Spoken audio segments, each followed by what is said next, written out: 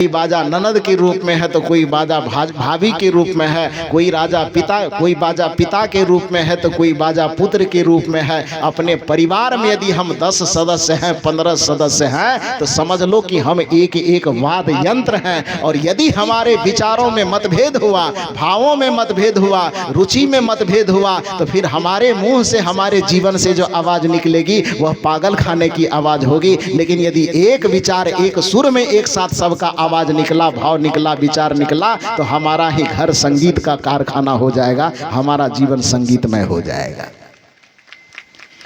इसलिए गोस्वामी तुलसीदास जी ने कहा कि पति और पत्नी में विवाद झलकता है तो इसका मतलब है कि उसका सुर दोनों का एक में मिल नहीं रहा है। नारी पुरुष जब एक मत होई, जुग जुग राज करे नर सोई। गोस्वामी तुलसीदास जी कहते हैं कि स्त्री और पुरुष, पति और पत्नी का जीवन दोनों मिलाकर के गृहस्थी का मार्ग पूर्ण होता है। और उसमें पत्नी कुछ और सोच रही हो, पति कुछ और सोच रहा हो, सास कुछ और सोच रही हो, बहू कुछ और सोच रही हो, बेटे कुछ और सोच रहे हो, पिता कुछ और सोच रहे हो। परिवार में 4 सदस्य हैं और चारों का सोच एक जगह पर आकर के एक केंद्र पर मिल नहीं रहा हो, उस घर में कभी संगीत बजेगा? तब क्या होगा? महाभारत का नगाड़ा बजेगा। बजेगा कि नहीं?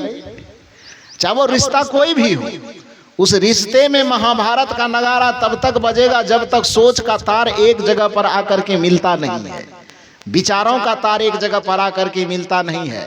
सदगुरु कबीर साहब कहते हैं कि जीवन में आपके पास धन कितना हो जाए, पद कितना हो जाए, प्रतिष्ठा कितना हो जाए, ऐश्वर्य कितना हो जाए, लेकिन यदि जीवन के इस सुर को एक साथ आपने नहीं मिलाया, विचारों के सुर को एक साथ नहीं मिलाया, भावों और रुचियों के सुर को एक साथ नहीं मिलाया, तो फिर आपका जीवन वही महाभारत का नगाड़ा बने रहेगा। आपका जीवन कभी संगीत नहीं बन सकता है। लेकिन सफलता इस बात में है कि आपका, हमारा जीवन गीत बन सके। सफलता इस बात में है कि हमारे और आपके जीवन में संगीत का दिया जल सके। श्री कृष्ण ने, बुद्ध ने, महावीर ने, सदगुरु कबीर ने हमें यही सिखाया। यह करने के लिए हमें सीखना चाहिए कि हम आपस में टूटे नहीं, हम आपस में इकट्ठे रहें। और यदि हम आपस में भाव से, विचार से इकट्ठे रहेंगे तो हमारा शरीर भले ही अलग अलग रहेगा, वैसे शरीर को तो अलग अलग रहना ही है। किसी का भी शरीर हो, कोई कितना भी अपना करीबी हो, शरीर के दृष्टिकोण से तो अलग अलग रहना ही पड़ता है, मजबूरी है, जीवन की मजबूरी है। लेकिन भाव से हम एक धरातल पर हो, विचार से हम एक धरातल पर हो। ऐसा नहीं कि वही बेटा, बहू, पति, पत्नी, ननद, भौजाई सब अलग अलग दिशा में बटे हो, ऐसा नहीं होना चाहिए। यदि अलग अलग दिशा में बटे रहेंगे तो क्या होगा? अलग अलग सोच में बटे रहेंगे तो क्या होगा? कभी जीवन में प्रेम की मिठास नहीं मिलेगी, कभी जीवन में शांति नहीं मिलेगी। साधन बहुत मिल जाएंगे, सुविधाएं बहुत ज्यादा मिल जाएगी, लेकिन जीवन में जिस सुख की तलाश आप कर रहे हैं, पूरे जिंदगी आप भटकते रह जाइएगा, लेकिन वह सुख कभी मिलेगा नहीं। साधन मिल जाएंगे, पहनने के कपड़ा बढ़िया बढ़िया मिल जाएंगे, खाने के लिए भोजन बढ़िया बढ़िया मिल जाएगा, रहने के लिए मकान बढ़िया बढ़िया मिल जाएगा, गर्मी है तो एसी की सुविधा मिल जाएगी, लेकिन मन में जो उलझन चल रही है, मन में जो पीड़ा टीस मार रही है, उस टीस से मुक्ति आपको कभी नहीं मिलेगी। रात कभी चैन की नींद नहीं आएगी और दिन कभी सुकून से गुजरेगा नहीं। यदि रात को चैन से के साथ सो कर के गुजारना चाहते हैं और दिन को आनंद के साथ बिताना चाहते हैं, तो निश्चित रूप से आपको अपने विचार में समरसता लानी होगी। आपको जब जिसके भी साथ में आप जीवन जी रहे हैं, उसके सुर में सुर आपको मिलाना होगा। इसको परम पूज्य सदगुरु श्री अभिलाष साहब जी एक कहानी के माध्यम से बहुत बार बताया करते थे। और चूंकि छत्तीसगढ़ में गुरुदेव जी का जीवन अधिकांश गुजरता था, मैं तो अभी अभी जो परसठी में कार्यक्रम में गया था, तो वहाँ पर एक पुराने भक्त आए थे और स्वागत भाषण देने के लिए जब उनको खड़ा किया गया, उस भक्त ने शायद गुरु जी से बहुत करीबी रहे हों, पुराने ज़माने से देखते हों, तो गुरुदेव जी के संबंध में चर्चा करते करते उन्होंने कहा कि इस इलाके में गुरुदेव जी का समय उसके जीवन के 57 साल गुजरा है। कितना दिन? 57, उनके मुख से मैं सुना, मैं देखा तो नहीं। तो सोचिए कि इस धमतरी क्षेत्र में, खास करके धमतरी क्षेत्र को सदगुरु कबीर साहब की परंपरा की राजधानी कहा जाता है। केवल छत्तीसगढ़ में नहीं, अब छत्तीसगढ़ की राजधानी तो रायपुर है। सदगुरु कबीर साहब के विचारों के, अपने साधु समाज के साधु चरित्र के लिए छत्तीसगढ़ में भी धमतरी को साधु समाज की राजधानी कहा जाता है। ये केवल छत्तीसगढ़ से बाहर भी ये चर्चा है। बिहार में भी हम लोग इस बात को दूसरों से भी सुनते हैं, जो भी संत यहाँ आते हैं तो धमतरी जिला की काफी बड़ाई करते हैं। तो स्वाभाविक है कि इस जिले को संत महापुरुषों ने सींचा होगा। उस सभी महापुरुष जिसने जिसने इस राज्य को, इस जिले को सींचा होगा संस्कारों से, उसमें सदगुरु श्री अभिलाष साहब जी का नाम भी अग्रिम पंक्ति में लिया जाता है। तो वो बेचारे उद्बोधन के दरमियान में वो भाई साहब बता रहे थे कि लगभग 55 से 57 वर्ष इस इलाके में गुरु जी के आना जाना, आगमन बराबर हुआ करता था। तो इतने दिन से जिस इलाके में वो आए होंगे तो शायद जीवन जीने के कोई ऐसे सूत्र नहीं बचे होंगे जो उन्होंने सिखाए ना हो। ये कहानी जो मैं गुरु जी के साहित्यों में पढ़ा, उनके प्रवचनों में सुना, तो आप लोग वंचित नहीं होंगे, सुने जरूर होंगे। मैं थोड़ा सा ताजा कर दूं, इजाजत है? ताजा करूं? सदगुरु श्री अभिलाष साहब जी कहते क्या थे कि जीवन को सुखी बनाने का, जीवन को संगीत बनाने का सूत्र क्या हो सकता है? वह सूत्र इस कहानी में छिपा हुआ। जो गुरुदेव जी कहते थे कि एक घोड़ा बेचने वाला व्यापारी था और वह अपने घोड़े को लेकर के कहीं बेचने जा रहा था। जाते जाते जाते जाते रास्ते में शाम हो गया। तो शाम होने के बाद घोड़ा भी थक गया और घोड़ा को जो बेचने के लिए जा रहा था वह बेचारा भी थक गया। किसी तरह से लड़खड़ाते चाल में दोनों, घोड़ा भी चल रहा था, घोड़ा को ले जाने वाला जो व्यापारी था वह भी चल रहा था। अचानक घोड़े को प्यास लग गई। तो घोड़े को प्यास लगी, अब घोड़ा से चला नहीं जा रहा था। व्यापारी समझ गया कि हमको प्यास लगी है तो साथ साथ घोड़ा को भी प्यास का ही एहसास हो रहा है, इसलिए वो चल नहीं पा रहा है। एक कहावत है ना कि अपने दिल से जानो पराए दिल का हाल। दिन भर चल रहे हैं, हमें भूख लगी है तो सामने वाले को भी भूख लग सकती है। हमें प्यास लगी है तो अपने एहसास से हम मान सकते हैं कि सामने वाले को भी प्यास लगी होगी। तो वो व्यापारी यह समझा कि जैसे हम प्यासे हो गए तो ये घोड़ा भी प्यासा हो गया होगा। सोचने लगा कि कहीं कोई पानी का स्रोत मिले तो हम भी पानी पी के प्यास बुझावें और थोड़ा इस घोड़ा को भी पानी पिला दें। तो मन में ऐसी भावना करके जा रहे थे। जाते जाते जाते जाते संजोग से, चूंकि जमाना बड़ा पुराना रहा होगा, हर जगह ये नल की व्यवस्था, जल की व्यवस्था, पोखर आदि की व्यवस्था नहीं होगी। उस समय में लोग पानी का स्रोत, पुराने जमाने में यदि स्मरण हो आप लोगों को तो कुएं से लोग पानी निकालते थे। हम लोग बचपन में बिहार प्रदेश में देखे हैं कि खेत में कोई जैसे प्याज, लहसुन या कोई फसल भी लगाते थे ना, तो अपने खेत को पटाने के लिए खेत में ही कुआं खोदा जाता था, तत्काल वाला। मिट्टी को खोद खोद करके जहाँ 25-20 फीट नीचे खोदा जाए तो उसमें से पानी निकलता था। अब उसकी ज़रूरत नहीं है, बिजली वगैरह सुविधा हो गई तो लोग पंपिंग सेट चलाता है, डीजल से मोटर चलाता है। ये हम लोग अपने बचपन में, मैंने 30-35 साल पहले कह दीजिए, 20-25 साल पहले कह दीजिए, तो उस समय देखे हैं। इस इलाके में ऐसा होता था कि नहीं होता था? होता था पहले। तो पुराने जमाने की बात है, कुआं से पानी निकाल करके एक किसान अपने खेत में पानी डाल रहा था, पटवन कर रहा था, सिंचाई। तो जैसे दूर से ही वह घोड़ा वाला देखा तो उसे बड़ी खुशी हुई कि हम अपना भी पानी पी के प्यास बुझा लेंगे और घोड़ा को भी कुछ पानी पिलवा करके इसकी भी प्यास बुझा देंगे। गया जहाँ वो किसान खेत में पानी पटा रहा था, तो आदमी को पानी पीने में तो कोई अड़चन नहीं हुई, क्योंकि आदमी कितना पानी पिएगा, 1-2 लोटा पीते पीते उसका पेट भर जाएगा। लेकिन घोड़ा को पानी पिलाना है तो वो किसान थोड़ा कहे कि नहीं नहीं पिलाने देंगे। तो व्यापारी ने पूछा कि क्यों नहीं पिलाने दोगे?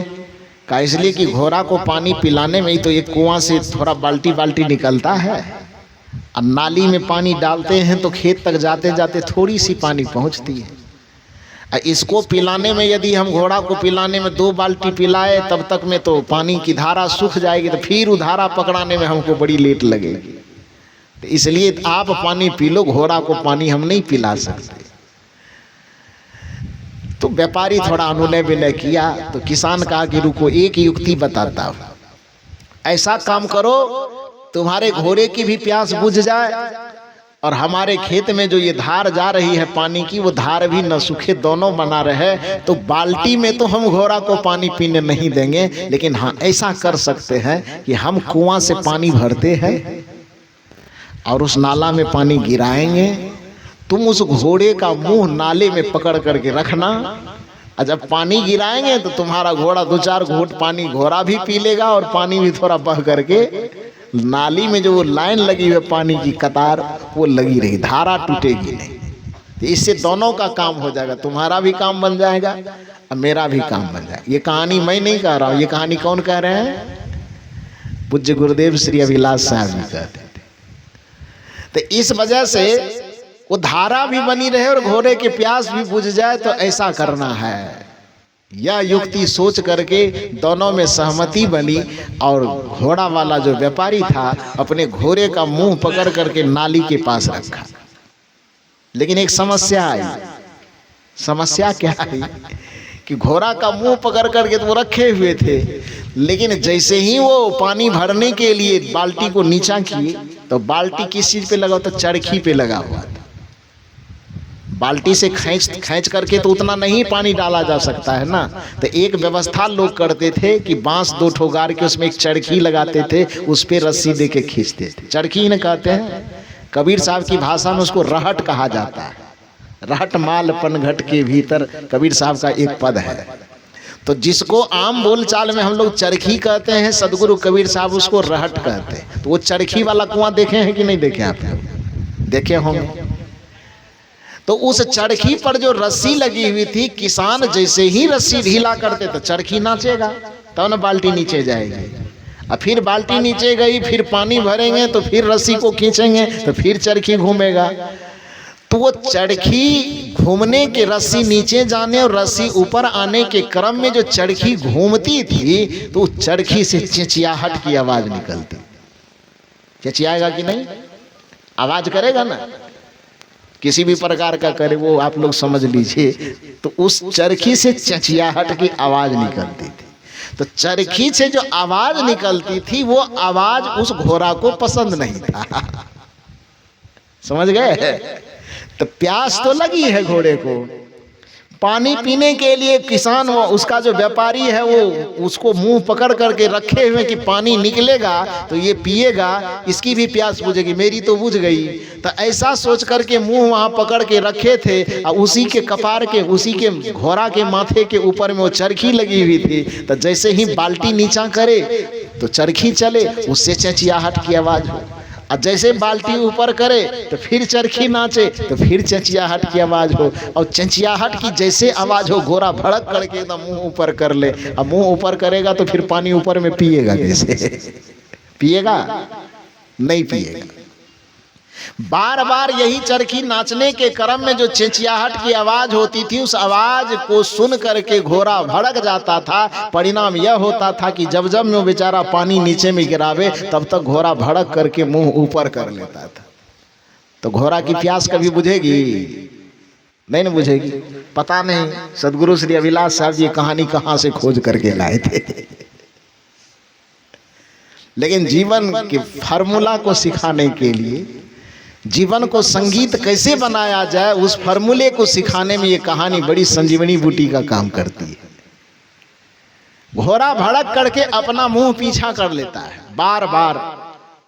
किसान तब तक में पानी डाल देता है और जब तक में चंचियाहट बंद होती है पानी बह करके चली जाती है। अब पानी जब तक गिरते रहती है तब तक चंचियाहट होते रहती है। समस्या यह है कि उस चंचियाहट से उस घोड़े को बड़ी परेशानी है। व्यापारी किसान से निवेदन करता है कि ऐसा करो किसान भगवान कि थोड़ी सी चरखे की चचियाहट को बंद कर दो ना। उस चचियाहट को बंद करने के लिए कह रहा है, अपने घोड़े को सिखा नहीं सकता कि चचियाहट को थोड़ा बर्दाश्त कर लो। वो निकलने वाली कर्कश आवाज को घोड़ा बर्दाश्त करे तो घोड़े का भी समाधान हो जाएगा, किसान का भी समाधान हो जाएगा। लेकिन वह व्यापारी घोड़े को तो समझा नहीं पा रहा है, किसान को उस चचियाहट को बंद करने के लिए बता रहा है। कदाचित यही व्यवहार मनुष्य भी इस संसार के प्रति करता है। जब भी कुछ बुरा होता है तो सामने वाले को ये ठीक करने की बात तो सोचता है, लेकिन अपने आप को ठीक करने की बात कभी यह सोचता ही नहीं। जब भी कुछ कमी देखता है, जब भी कुछ बुराई देखता है तो दूसरे में देखता है, अपने में कभी किसी बुराई को देखता ही नहीं। इसी बात को ध्यान में रखते हुए उर्दू के एक बहुत बड़े शायर मिर्जा गालिब, उन्होंने कहा कि सारी उम्र गलतियां हम यूं ही करते रहे। मिर्जा गालिब का कथन है कि सारी उम्र गलतियां हम यूं ही करते रहे, दाग चेहरे पर था लेकिन हम आईना को पोंछते रहे। दाग चेहरे पे था, हम आईना को पोंछते रहे। दुनिया के अधिकांश लोगों से गलती यही होती है। अब किसी के चेहरे पर कोई काला टीका लग जाए, काला दाग लग जाए, वो एक आईना के पास जाए और आईना में अपना चेहरा निहार के देखे तो कालिख झलके। अब उस कालिख को मिटाने के लिए अपने चेहरे पर तो कुछ न करे और हाथ में रुई ले और दूसरे हाथ में कटोरा में गुलाब जल ले, सामान्य जल से थोड़ा महंगा वाला, और गुलाब जल ले करके रुई में भिंगा भिंगा करके आईना को एकदम दिन भर पोंछते रहे। आईना और चमक उठे और उस चमकते हुए आईना के सामने फिर चेहरा लेकर के जाएगा तो दाग कम हो जाएगा कि दाग और निखर जाएगा? क्या होगा? क्या होगा? थोड़ा मेरे सवालों का कुछ कुछ जवाब देते चलो भाई। आईना जब जितना साफ होगा तो चेहरे की दाग और घटेगी कि चेहरा का दाग और निखर उठेगा?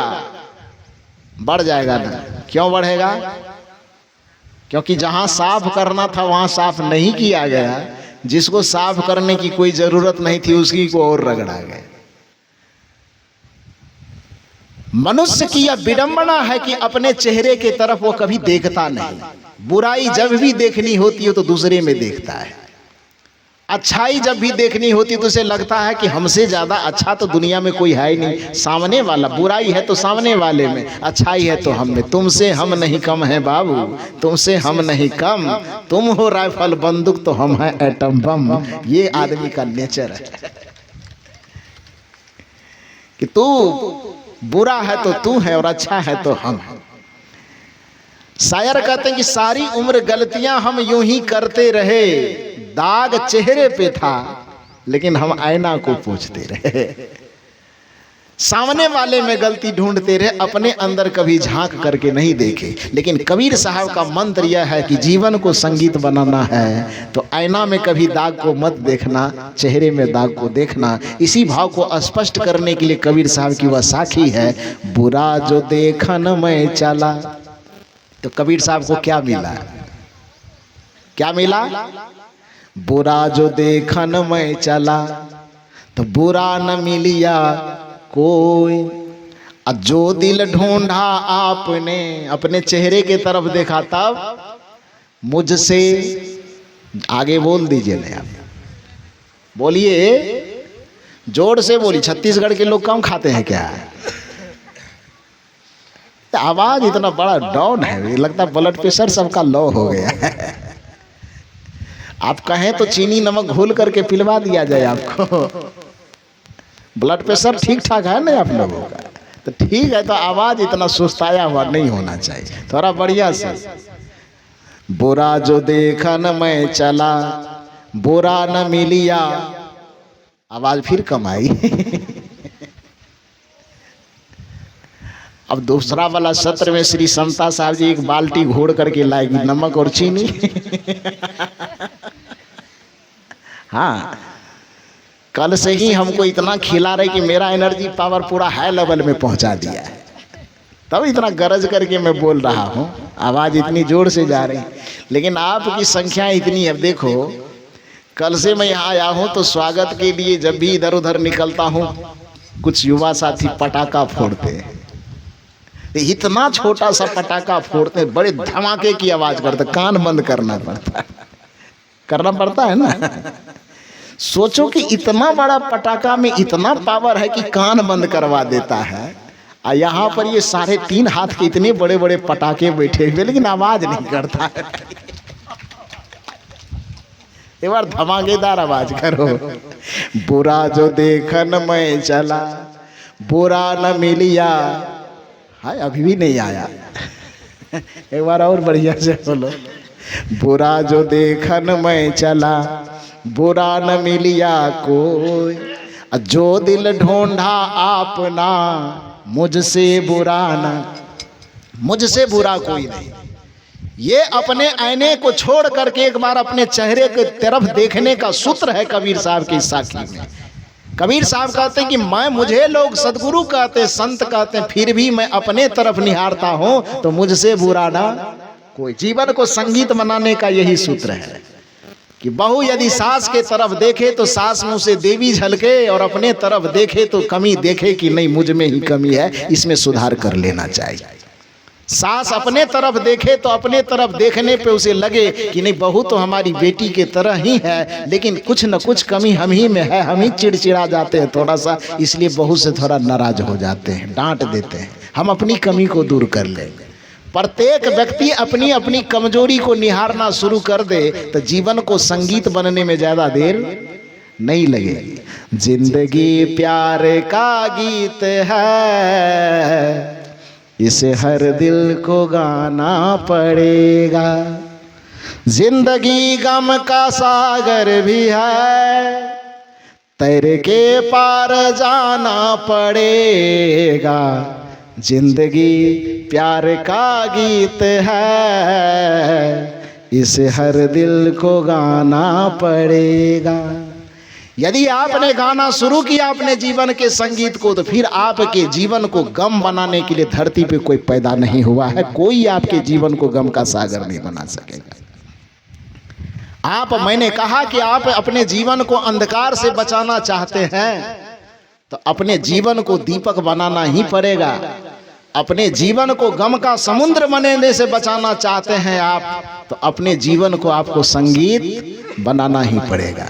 और वो जीवन को संगीत बनाने का सूत्र यह है कि अपने अंदर के अवगुणों को खुद निहारना है, दूसरे में कभी अवगुण देखने का प्रयास नहीं करना है।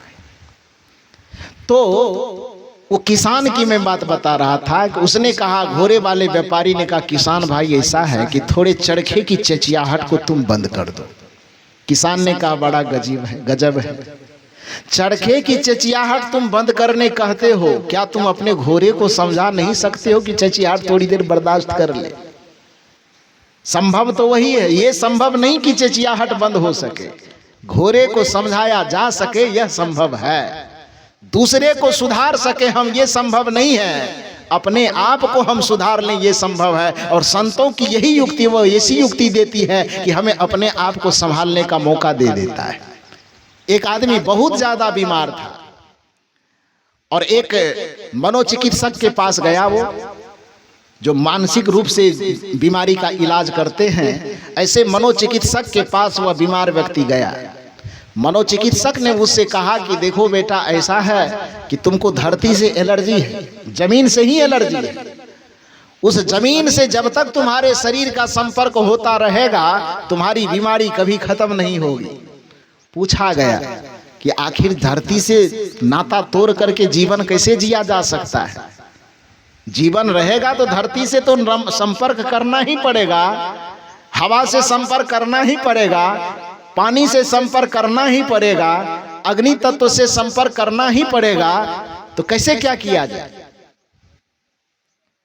मनोचिकित्सक ने कहा कि नहीं, आपको ऐसी एलर्जी है कि आप पृथ्वी के संपर्क में जब भी आओगे आपकी बीमारी और बढ़ जाएगी। अब वो बेचारा और परेशान हो गया कि एक तो बीमारी के तकलीफ से हम मर रहे थे, ये तो डॉक्टर साहब के पास आए तो इसने ऐसा चीज बता दिया कि अब और जल्दी लगता है प्राण पखेरु उड़ जाएगा। तो चिंता में बड़ा परेशान रहने लगा। संजोग की बात, हमारे ही इसी संत मंडली में से कोई विवेकी संत उसके पास गए। देखो जीवन की उलझनों को सुलझाने का सूत्र संतों के पास कैसे होता है। उससे कहा गया कि क्या करें। डॉक्टर से पूछा गया कि कुछ उपाय बताइए जीवन जीने के लिए, पृथ्वी से नाता तोड़ करके कैसे जिया जा सकता है। डॉक्टर ने कहा कि आपके पास पैसा है? कहाँ पैसा तो बहुत है। कहा यदि पैसा है तो आप जहाँ जहाँ यात्रा करेंगे, जहाँ जहाँ जाएंगे, पूरे धरती पर चमड़े को बिछा दीजिए, उसके ऊपर में चलिएगा तो धरती से आपके संपर्क कट जाएंगे, कनेक्शन कट जाएगा, तो एलर्जी बंद हो जाएगी। क्या करने के लिए? जैसे ये कालीन बिछी हुई है कि जहाँ पर भी आपको जाना हो तो क्या करना, चमड़े को बिछा देना, तो तू जमीन की एलर्जी से बच जाएगा। डॉक्टर के इस उपाय को सुन करके जो रोगी है वो तो कहे कि एक तो मैं बीमारी से मरे जा रहा था, और डॉक्टर साहब ने जो उपाय बताई, उपाय सुन करके तो और जल्दी मैं मर जाऊंगा। इतना पैसे कहां से लाऊंगा कि पूरे धरती पर चमड़े बिछाया जा सके। संजोग की बात, उस व्यक्ति को एक संत से संपर्क था। जब आदमी जीवन की कठिन समस्याओं से घिर जाता है, रोग का निवारण नहीं हो पाता, दुख का निवारण नहीं हो पाता किसी भी विधि से, तब आदमी को गुरु याद आता है। दुख में सुमिरन सब करे, सुख में करे न कोई। जो सुख में सुमिरन करे तो दुख काहे को हो। गुरु यदि पहले दुख सुख के काल में भी स्मरण रहे तो दुख आएगा ही नहीं, लेकिन दुख आ जाने पर अधिकांश लोगों को भगवान, भगवती, देवी, देवता, गुरु, संत तब ये याद आने लगते। तो उस रोगी को डॉक्टर ने जो उपाय बताया, उस उपाय से इतना वो परेशान हुआ कि उसका दुख जितना था वो दुख में और 10 गुना ज्यादा बढ़ गया। चिंता बढ़ गई उसकी कि अब क्या करें। एक तो रोग के कारण मर रहे हैं, इलाज का जो उपाय बताया पूरे धरती पे चमड़ा बिछा करके चलो, ये उपाय तो इतना महंगा है कि ये तो उपाय और मार देगा। तो क्या करें, संत के पास गए। चूंकि नियम कहता है जब जीवन दुख से घिर जाए, कोई बात समझ में ना आवे। आपका, हमारा, किसी का भी जीवन दुखों से, संकट से, पीड़ा से, परेशानी से घिर जाए तो करना क्या चाहिए। जब जीवन दुख से घिर जाए, कोई बात समझ में ना आवे, तब करके भरोसा सद्गुरु पे, उनकी शरण में आ जाना। जब दाएं बाएं, ऊपर नीचे, आगे पीछे, चारों तरफ देखने पर भी अपने समस्या का, अपने दुख का, अपने विपदा का समाधान कहीं से कुछ नजर न आवे, सारा दरवाजा आपको बंद दिखे, तो उस समय गुरु के दरवाजा को याद करना। यदि नजदीक में आश्रम हो नवागांव की तरह, तो गुरु के दरवाजा को जाके खटखटा देना, और नजदीक में ना हो सके तो उसका उपाय है कि मानसिक जगत से अपने गुरु का स्मरण करना, शांत होकर के, सहज होकर के बैठ जाना। और जहाँ पर आप माथे पर चंदन तिलक लगाते हैं, माता लोग बिंदिया लगाती है, उस जगह को अध्यात्म जगत में आज्ञा चक्र बोला जाता है। उस जगह पर अपने गुरु के मूर्त को एकदम स्थापित करना भावना से, और भाव से ही उस चित्र के सामने, उस रूप के सामने, उस गुरु की मूर्ति के सामने अपने मन की समस्या को, अपने मन के भावों को केंद्रित करना, और उस गुरुदेव से पूछना कि हे गुरुदेव, मैं इस उलझन में फंसा हुआ हूँ, इस उलझन से निकलने का क्या उपाय हो सकता है। यदि आप 10 मिनट तक शांत होकर के, सरल होकर के, सहज होकर के अपनी समस्या पर केंद्रित होकर के एक बार चिंतन करते हैं, तो संत और गुरु की कृपा से, आपके आत्मा की एकाग्रता से उस समस्या से निकलने का क्या रास्ता होता है, वो रास्ता आपको दिखाई दे देगा। ये आप करके देखना।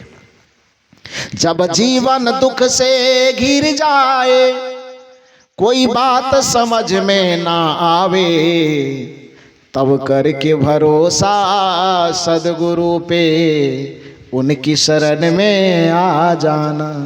गुरु की शरण में आ जाना, क्योंकि गुरु के शरण में आओगे तो आप याद रखो, गुरु के शरण का प्रभाव ऐसा है, गुरु के शरणागति का महत्व यही है कि दुनिया से ठुकराया हुआ आदमी जब गुरु के दरबार में पहुंचता है तो वहां वो ठुकराया नहीं जाता, वहां वो सीने से लगाया जाता है।